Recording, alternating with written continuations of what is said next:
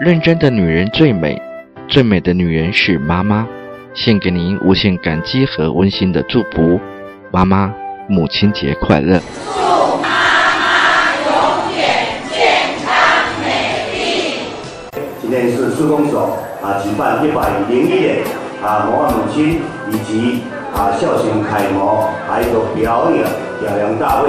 大家知道，每一个人都要孝顺双方父母亲父母亲只有一个而已所以今天这个模范母亲表扬以及孝行楷模祝福今天借由这个表扬大会，能够带给社会更加的祥和，更加的温馨。